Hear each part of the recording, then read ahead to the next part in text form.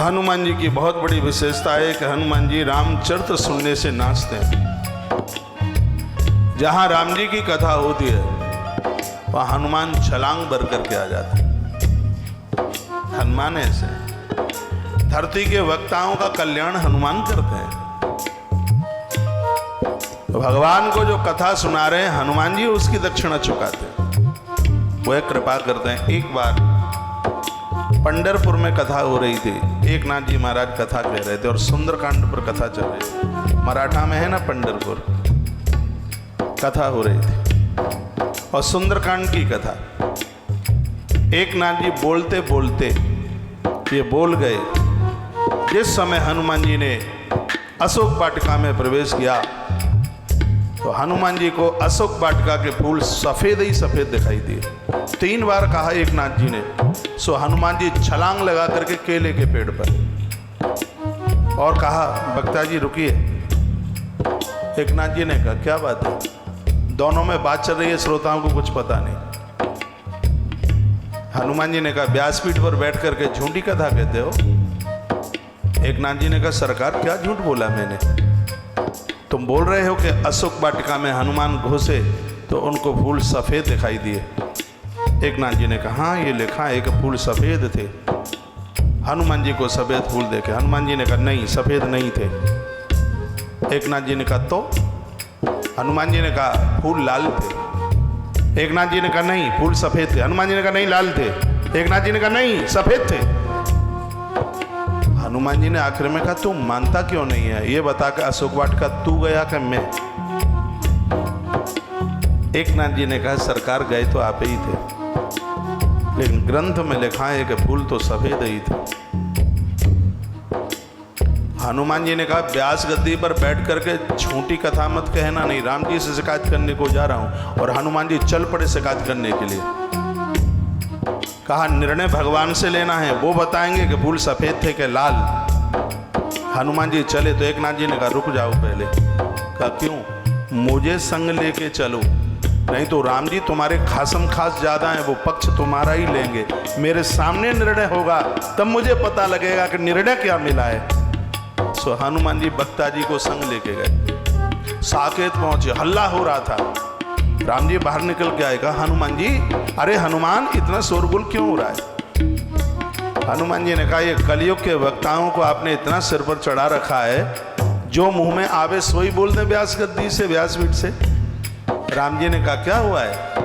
अरे क्या हुआ है? बोलता है कि अशोक वाटिका के फूल हनुमान को सफेद लगे। राम जी ने कहा, तो? हनुमान जी ने कहा, फूल लाल थे, मैंने अपनी आंखों से देखा और ये सफेद कहता है। हम निर्णय के लिए आपके पास आए हैं कि आप बताओ कि अशोक वाटिका के फूल सफेद थे कि लाल थे? अब राम जी ने मन में विचार किया, मैं ये कह दूं कि फूल सफेद थे तो हनुमान रूठ जाएगा, और मैं ये कह दूं कि फूल लाल थे तो बक्ता जी रूठ जाएंगे, और देश के बक्ता रूठ गए तो राम कथा के गोदाम में ताला ही डलेगा। फिर बक्ताओं को तो रुठाना नहीं है। अब भगवान ने विचार किया कि इसका समाधान कैसे हो। तो राम जी ने कहा, हनुमान सुनो, देखो हम तो लंका में घुसे नहीं, बाहर सीमा में थे, हमने तो देखा भी नहीं, न लंका के गलियारे देखे न लंका की वाटिका देखी। अब हमें तो क्या पता है कि फूल कैसे थे। हाँ, उस अशोक वाटिका में 1 वर्ष तक जानकी रही है, इसलिए सीता जी को जरूर पता होगा कि अशोक वाटिका के फूल कैसे थे। प्रभु श्री राम एकनाथ जी को और हनुमान जी को लेकर मां जानकी के पास पहुंचे। राम जी ने कहा, देवी। सीता माई ने कहा, नाथ, अरे ये दोनों आए हैं, हनुमान और एकनाथ, ये कुछ निर्णय मांगते हैं। कहा, क्या हुआ? दोनों में विवाद हो रहा है। एकनाथ जी कहते हैं कि अशोक वाटिका के फूल सफेद थे और हनुमान कहे कि फूल लाल थे। देवी, तुम 1 वर्ष तक अशोक वाटिका में रही हो, इसलिए तुम्हें ज्यादा पता होगा कि अशोक वाटिका के फूल कैसे थे। मैया ने कहा, हाँ पता है ना, हम दिन रात फूल ही तो देखते रहते थे, हमें मालूम है फूल कैसे थे। भगवान ने कहा, तो बताओ ना फूल कैसे थे? सो मैया ने कहा सरकार मैंने अपनी आंखों से देखा है, फूल ना सफेद थे, फूल ना लाल थे, फूल तो एकदम नीले थे अपने आप में। मैया ने एक तीसरा झगड़ा और तैयार कर दिया। एकनाथ जी ने कहा तो हम झूठ बोल रहे हैं। हनुमान जी ने कहा नहीं हम झूठ बोल रहे हैं। मैया ने कहा नहीं तुम दोनों सही बोल रहे, तो क्या मैं झूठ बोल रही हूँ। आखिर में निर्णय राम जी के पास आया। राम जी ने कहा हनुमान बेटा बुरा मत मानना, फूल सफेद ही थे अशोक वाटिका के। सो हनुमान जी का मुंह लटका।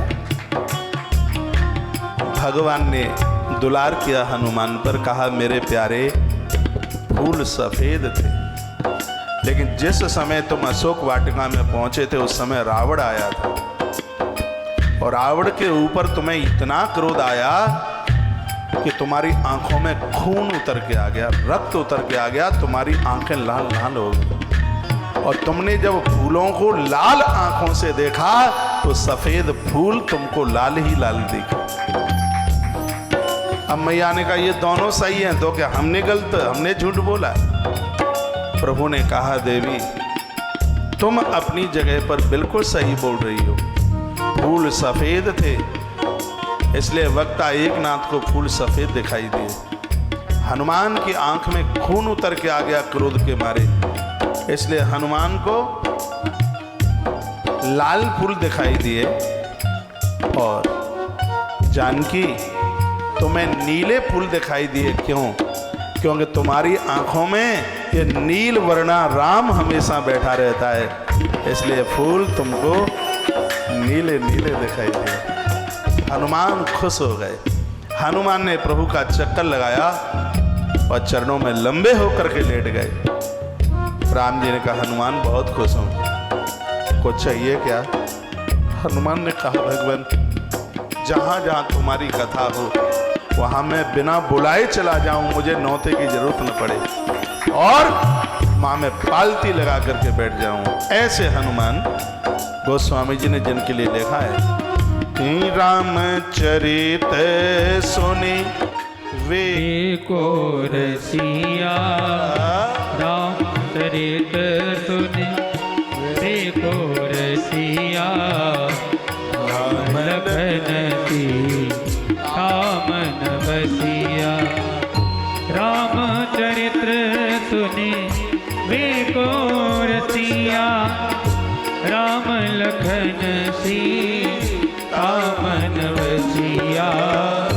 रामचरित सुने वे को रसिया, राम लखन सीता मन बसिया। जहां जहां भगवान की कथा होती है हनुमान जी वहां आलती पालती लगा के बैठ जाते। कथा के लिए हनुमान जी आज भी मृत्यु लोक को छोड़ के नहीं गए। राम जी ने चलते समय हनुमान को कहा था मेरे पुत्र जब तक धरती पर राम की कथा रहेगी तब तक धरती पर अंजनी का लाल रहेगा।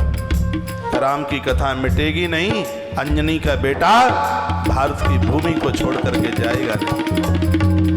राम का मिला हुआ वरदान है। मैं आप सब बहन भाइयों को कहना चाहूँगा, माँ बाबूजी को कहना चाहूँगा कि हमारे और आपके बीच में भगवान है, ये संत है, ये गुरु है, निष्पक्ष है। इसकी कृपा से सब कुछ संभव हो जाता है। रोग कटते हैं, भोग कटते हैं इसकी कृपा से। जैसे बाबा तुलसी ने इनको कहा था मेरे ऊपर कृपा कर दो गुरुदेव की तरह, मेरे गुरुजी बन जाओ।